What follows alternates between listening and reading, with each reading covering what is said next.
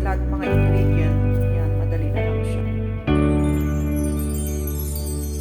So, kailangan meron ka din ganito, pang sauce, kasi mas madali siyang Hashtag the gamitin. best Caesar salad. 4 ang nagawa ko.